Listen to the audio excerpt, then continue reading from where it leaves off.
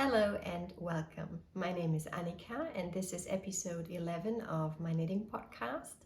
I am an avid knitter as well as a natural yarn dyer, but I also like to crochet, sew, embroider, spin, basically everything that is related to the fiber arts. Let's get started.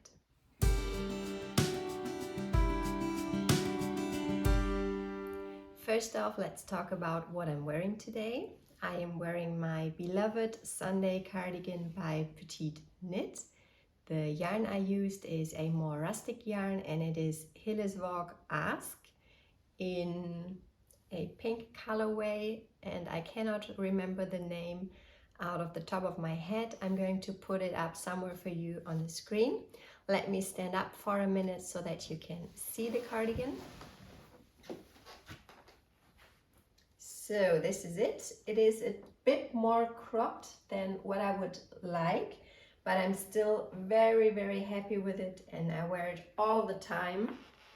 I completely changed the gauge for this knitting pattern. I knitted it at a lot finer gauge than what was written in the pattern, which also means that it took quite some time to make, especially those long sections of ribbing. But overall, I'm very happy. I wear this cardigan a lot. It's one of my most worn knitted garments, I think, and I'm actually thinking about making another Sunday cardigan this winter. All right, let's get started with finished objects, and I have two this time. So the first one is the dress that I was working on in the last episode, and this is the Peachy Keen Dress by Shayna Bilo. Is quite large, so I hope you'll be able to see it.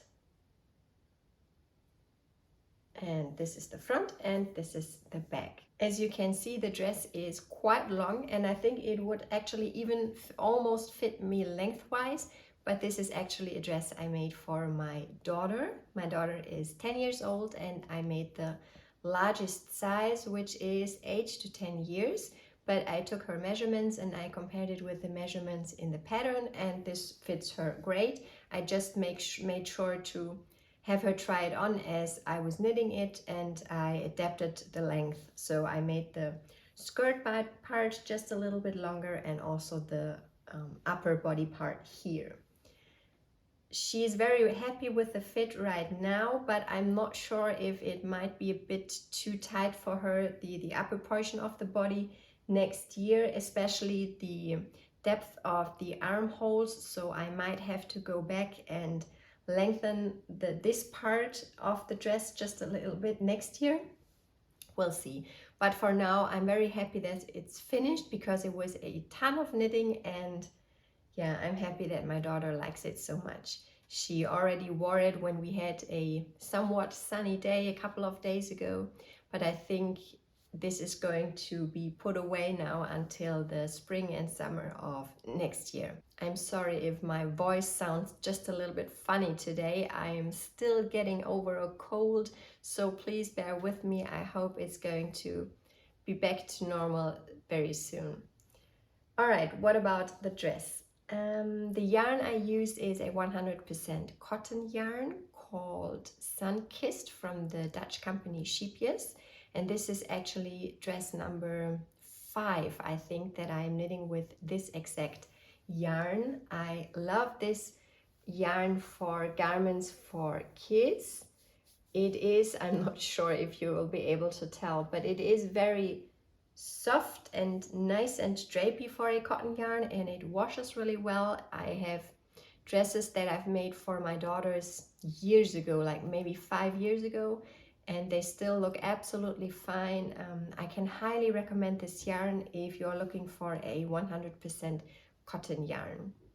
The colorway I used for this dress is called Beach Hut Blue, and I've knitted this dress with a 3.25mm needle, which corresponds to a US 3. The pattern actually had a very different gauge, so I think their gauge was 18 stitches per 10 centimeters or 4 inches, and mine was 23. So I had to rework the math completely, but it wasn't a big deal. So it was totally fine and worked out great, and I'm very happy with the dress, and my daughter is as well. And that's of course the main think that's important here.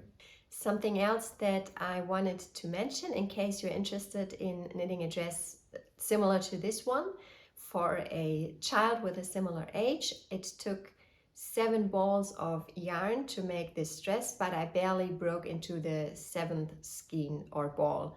So I think you could get by with 6 skeins, but I ordered 8 just to be safe. And if I have to go back and make the dress just a tiny bit longer next year, I think it's a good thing that I ordered 8 skeins in total. And the next finished object was a bit of a spontaneous cast on, and it is this pot holder, I think you would call it. So let me give you a close-up look. You have 2 different sizes, so this mild one and also a solid gray one.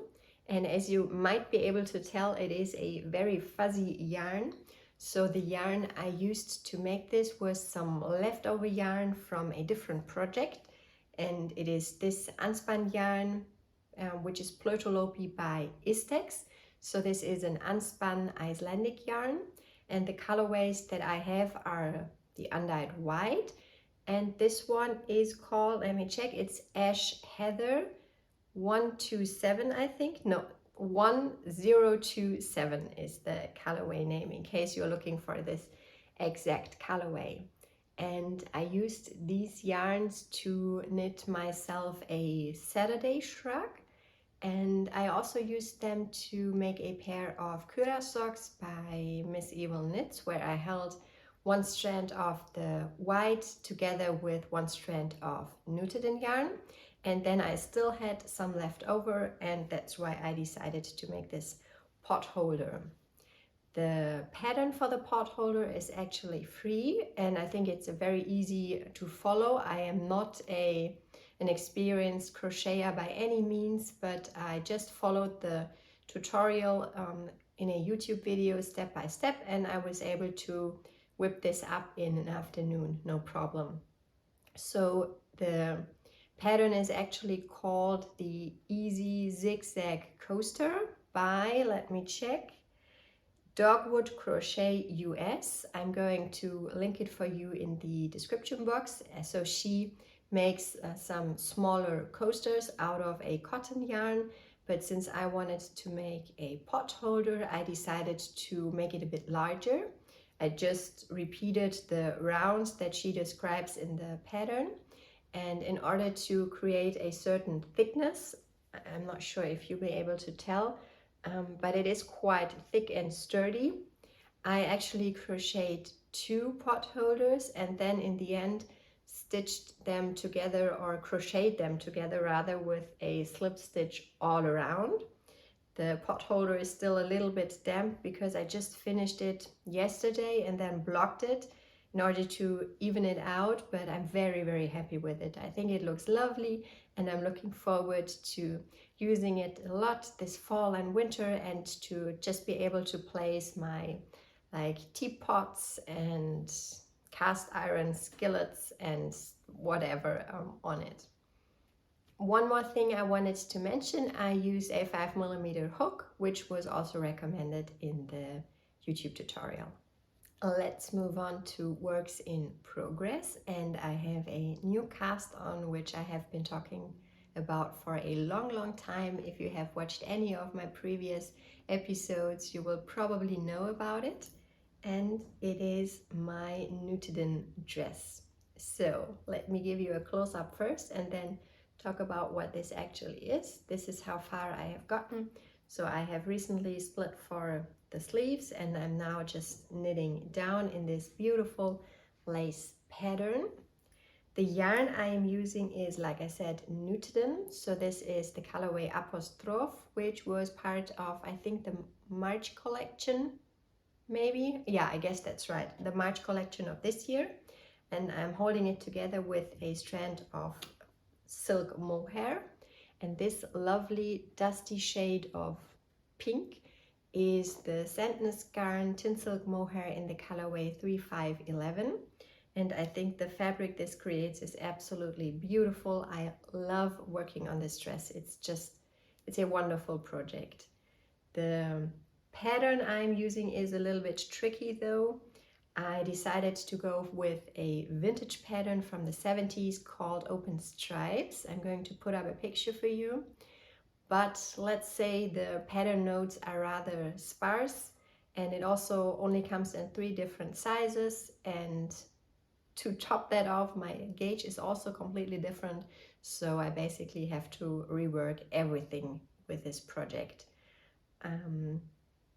I did different increases, and I also did less increases because my gauge is 23 stitches per 10 centimeters or 4 inches, and the gauge in the pattern is 30 stitches per 10 centimeters or 4 inches. So everything is off now, and the construction that's indicated in the pattern is also quite strange. So in the pattern they have you knit flat at the beginning so that you have like an opening here, and then they want you to knit the sleeves first, and the sleeves are, for whatever reason, knitted flat and then seamed. So as you can see, I decided to change this up quite a bit. I'm going to knit the body first, and I'm also going to make some modifications to the body, I think. So in the pattern it's just knitted straight down until you are at your desired length, and then you just bind off. But I think I'm going to do some waist shaping, and I might also add pockets, we'll see. And afterwards I'm going to deal with the sleeves. In the pattern they have 3/4 length sleeves, but I would like to have some long sleeves. I'm not sure yet how I would like the sleeves to fit, if I want them to be fitted, or I'm also considering just knitting them straight down without any decreases, and then just decreasing rapidly in the end so that you get a bit of a puffy look at the wrists. We'll see. I'm not sure, but I am really loving this project, and I'm very happy that I have finally started working on it. The needle size I'm using is a 3mm needle, which corresponds to a US 2.5. And I think that's everything I have to share about this pattern so far. One tip that just comes to mind, if you look closely at my round here, you can see I have a lot of stitch markers, and this is something I do whenever I am knitting lace. So the lace repeat is 9 stitches wide, and I place 1 stitch marker between each lace motif so that I do not get confused with the motifs. And it is a 9 stitch 4 round repeat of the lace motif, and I find it very intuitive by now, so I do not have to look at the pattern, and I can just go. And yeah, it's a very fun project. Next up is another new cast on, and it is a pair of socks.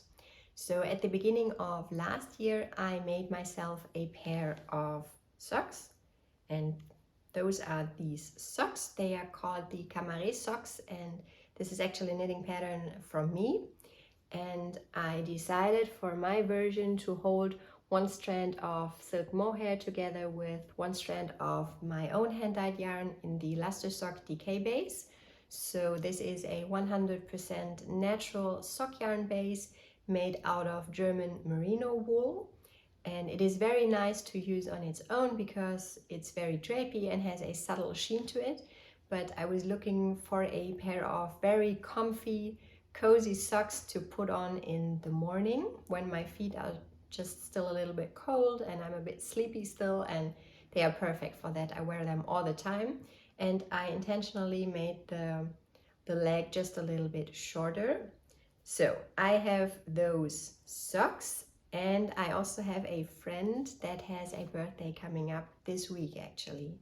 And when I was thinking about what I wanted to gift her, because she always has the most thoughtful gifts, I wanted to make something special for her as well. And that's when the idea to knit a pair of Camaret socks for her came to my mind. It was just a little bit too close to her birthday to have this be like just an enjoyable, mindless knit, because I really have to focus on getting this done now. But nevertheless, I'm very happy that I came up with this idea, because I think she really deserves to have a pair of cozy Camaret socks as well. So this is the first sock I made for her. And I'm also using a strand of silk mohair along with one strand of my luster sock DK base. And I really love the fact that those two socks look like siblings. They are very similar but also very different. I always, when I knit on the socks, I always have to think that this one looks a bit like, I don't know, like the dusk, not the dusk, the dawn, and this is the dusk, or maybe this is the day and this is the night, something like that. But I'm really loving how they are coming out. So those are my hand-dyed yarns as well. I had some deep stash yarn, the drops, how is that called? Soft silk maybe? They're silk mohair in just an undyed white. This is what I used for my version, and then I wanted to dye it, and I dyed it first with madder. Let me show you in the cake. First with madder and then with logwood, and this created a lovely effect where the silk is just a little bit lighter and looks just a tiny bit like the madder dye, and the mohair is completely dark purple. And the luster sock DK is also, of course, naturally dyed by me. So this is the colorway Ash, and it is a lovely gray that I dye with rose petals. And this is how they look together, mild in the pair of socks. I am absolutely loving how these are coming out. I have just turned the heel for the second sock yesterday evening, and I only have the leg and the foot and the toe left to go. I have, let me think, 4 more days until we meet my friend. So if I want to block the socks beforehand, it's 3 more days to finish this sock, and I think that's completely doable. I'm very, very happy with this project. The needles I'm using are my standard sock knitting needles, which are a 2mm needle or a US 0. I have casted on 60 stitches, and I'm basically doing exactly the same that I did for my socks, except that those are 1 foot size smaller, because my friend just has a little bit smaller feet than me. By the way, in case you're curious about knitting socks with non-superwash plastic-free yarns, I always use 100% natural sock yarn. So I never use any sock yarn that has nylon or polyester in it, and my socks last really well. As you can see, there are absolutely no holes in those or anything like that, and this is due to just a couple of tricks that I use. And if you would like to know what those are, let me know. I could totally make a separate video about knitting with all natural sock yarn. And in the meantime, I also have written a free guide all about knitting socks with all natural sock yarns. I'm going to link it for you in the description box in case you would like to download it for free. So in the last podcast, I also showed you a pair of socks that I am currently working on for my younger daughter, but I didn't make any progress on those, so I'm not going to share them today. But I have another sock knitting project on the needles that I want to talk about, at least briefly. You have also seen those before. This is my first pair of handspun socks, and I spun this yarn as a 3-ply from a sock set from Frau Wölfchen called the South Down sock set in the colorway Melancholie, which means melancholy in English. And I loved how these came out, and I was waiting for myself actually to spin up the second braid, because the sock set comes with 2 different braids of 75 grams each, so that you can use each of the braids for each sock. And I have finally found the time to spin up the second braid, and I started knitting on the socks. But as you can see, they are not identical, although I tried to do the same thing, and they are also a different thickness, the yarns I mean. So I had casted on 44 stitches for those socks using a 3mm needle, which corresponds to, what is that, a 2.5 US, I think. So 44 stitches for the first sock, and I did the same for the second sock, and those came out a lot larger, so I must have spun the yarn a lot thicker. So I frogged them and started again using 38 stitches, and I think now they are similar in width, but yeah, they look a bit firm now, the stitches, so it is not a very pleasant fabric to knit up at the moment. But of course I want to have my socks have the same width, so I'm just going with it. This is how the yarn is looking, by the way. So we'll see. I am just having those a bit on the back burner at the moment because I want to finish the Camaret socks for my friend first. But yeah, I'm still very much looking forward to having my first pair of Handspun socks finished very soon. And those are all the projects that I'm currently knitting on. I also have my Maeron Sweater by Natasha Hornby, but I haven't worked on that at all for the last couple of weeks. That's why I'm not going to show it to you today. But I do have some dream knitting and planned acquisitions to share with you today. So in October we are going to have some fall school holidays. We're going to have 2 weeks off, and we're going to spend them in Houston, Texas, visiting some friend of ours who are currently living there. And of course we are very much looking forward to this trip.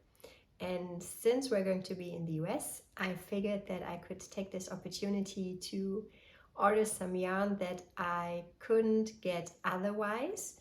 So I am very, very intrigued to try out yarn from the Sonder Yarn Co.